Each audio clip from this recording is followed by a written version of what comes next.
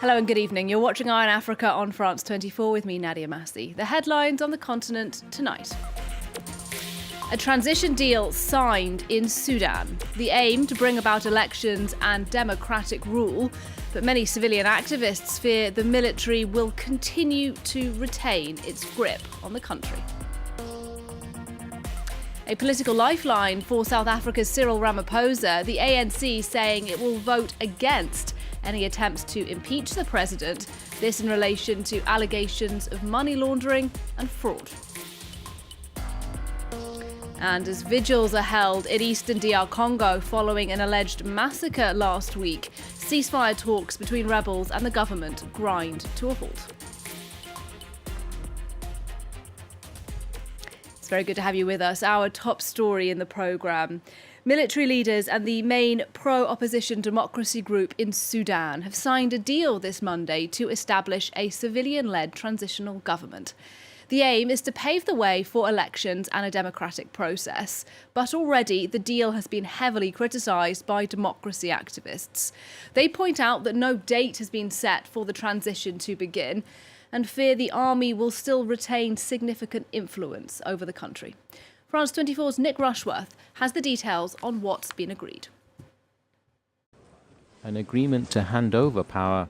The framework deal was signed in Khartoum by civilian leaders, including ones belonging to the Forces of Freedom and Change, the country's main pro-democracy group, and by paramilitary commander Mohamed Hamdan Dagalo and the leader of last year's coup, General Abdel Fattah al-Burhan.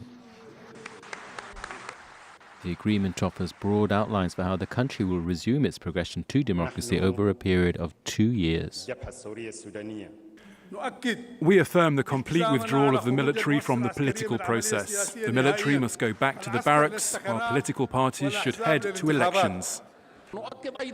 We insist on saying that civil society must be independent, neutral and professional. It must not be linked to those in power. We need to build a patriotic state, not a state which works in the service of a party. General Burhan took power last October. He suspended a transition process that began in 2019 following the fall of Omar al-Bashir, who was in power for 30 years. Protests against military rule continue in the country. Grassroots pro-democracy resistance committees oppose the agreement, as do certain former rebel leaders. The past year has seen near-weekly demonstrations and a crackdown that pro-democracy medics say has killed at least 121 people. Sudan's economic crisis, meanwhile, is worsening. It's exacerbated by donors slashing funding and a resurgence of ethnic violence in several parts of the country. And as you heard in that report, many democracy activists opposed this latest deal. Thousands of them turned out to protest in Khartoum earlier today. With more on why they took to the streets, here's our regional correspondent, Bastien Renouy. Thousands of people took to the streets this Monday in Khartoum and other major cities of Sudan right after the announcement of this agreement between the military and the Forces for Freedom and Changes. The FFC is a coalition of pro-democracy parties that was created in 2019 during the revolution. So why are the civilians demonstrating and why are they afraid? Well, they say that there is no reason for the military to peacefully leave power. They say that the military is involved in pretty much everything in Sudan, including administrations, banks. They own many companies. There is no reason for them to leave this power. And they also say that the military is afraid of being judged by a civilian government, including for the coup, for the repression, and for the war in Darfur that killed hundreds of thousands of people. So these civilians who are demonstrating this Monday say that they want no negotiations with the military. They just want them to leave the power, give the power to a civilian government, and they say they will keep demonstrating until their demands are met. Next, in South Africa, the ANC has thrown its weight behind Cyril Ramaphosa, saying it will vote against attempts to impeach the president. Ramaphosa has been under intense scrutiny since an independent inquiry last week found he may have committed serious violations of the Constitution. Well, the president is taking legal action to challenge that report, which relate to allegations he covered up a theft at his farm. Well, to get the latest, we can cross now to Cape Town. Our correspondent Nadine Theron is standing by. Nadine, it's been a busy day in South African politics. What can you tell us? Well, yes, the latest in this busy day was that the Parliament's National Planning Committee adjourned their meeting only 30 minutes ago, deciding to postpone the vote on the report that found that President Cyril Ramaphosa may have contravened the Constitution. Now, President Cyril Ramaphosa lodged an application at the country's highest court, the Constitutional Court, this afternoon at the last minute to challenge the findings of an independent parliamentary appointed investigation.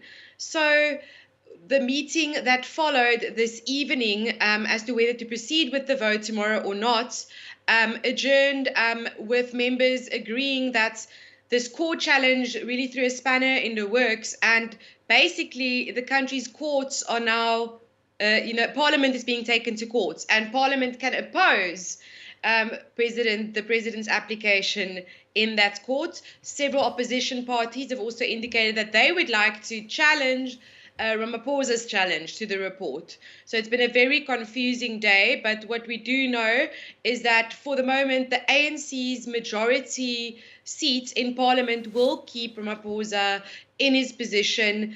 Whether or not the vote on the report goes ahead or not, the ANC members will definitely vote for Ramaphosa to stay and for the report to be rejected.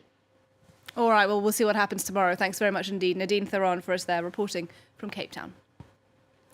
In other news, a court in Chad has jailed over 200 people who were arrested during protests on October the 20th against the military's grip on power in the country.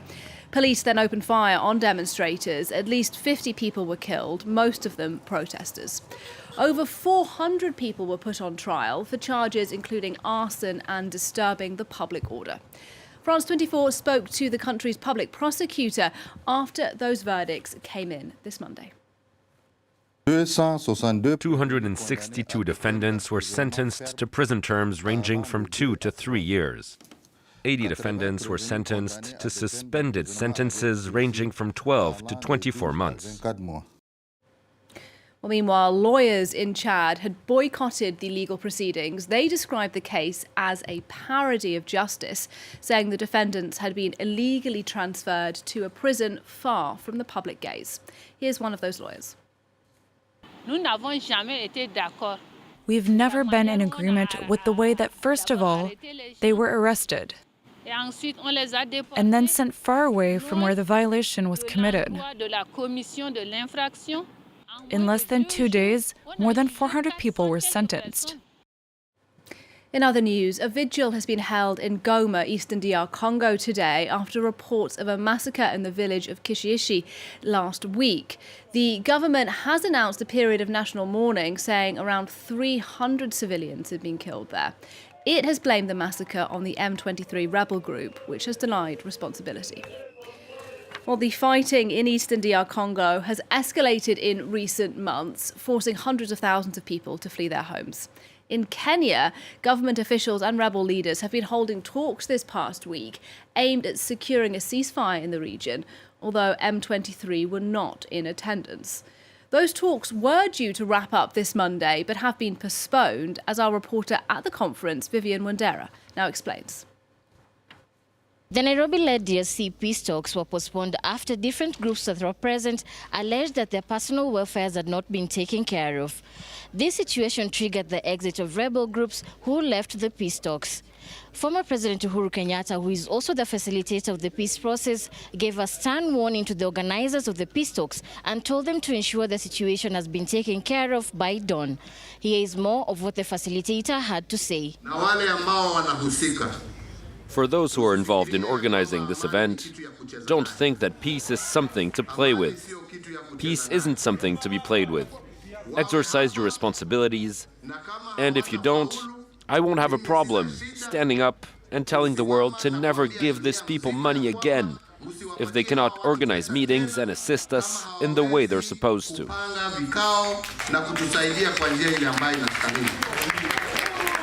The talks were supposed to set a roadmap for peace and stability in the troubled eastern DRC. Rebel groups like M23 were not invited as they did not adhere to the conditions of the ceasefire that was set in Luanda, Angola. However, some parties have raised questions on how peace talks can be held without the presence of some of the most prominent rebel groups in the DRC, including M23. The conclusions of the peace talks will be announced from 10 a.m. on Tuesday. That was Vivian Wandera reporting from Nairobi, Kenya. Next, we're heading to Ghana to meet a team behind a logistics startup called Swoove. They were the finalists in an Africa-wide technology entrepreneur competition.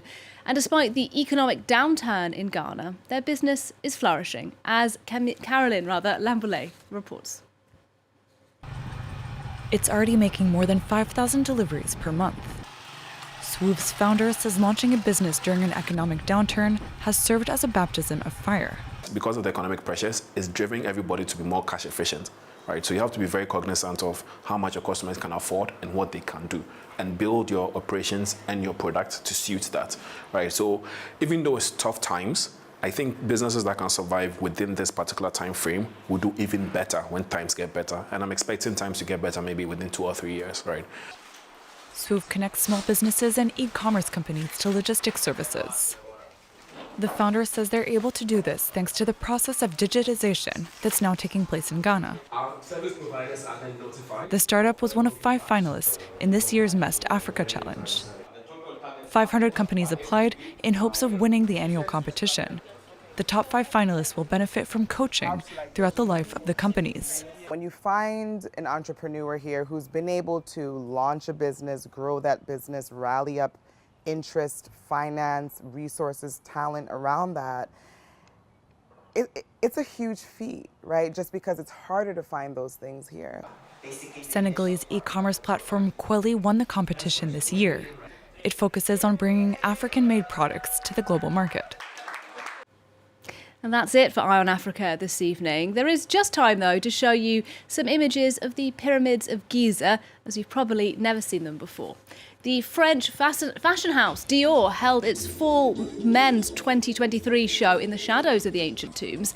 The collection is titled Celestial, and we'll leave you with some images from the show. Thanks for watching Eye on Africa, and good night.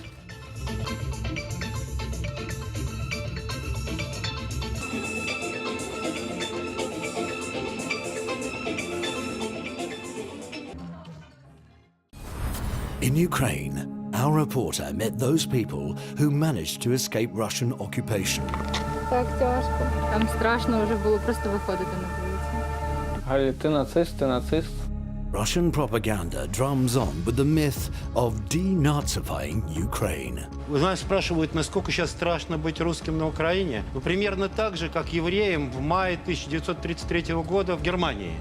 Ideology turned into terror in occupied territories. Я там купила новый холодильник, стиральную машинку новую. Нас освободили. A special report into Vladimir Putin's war on Ukraine in this new edition of Reporters.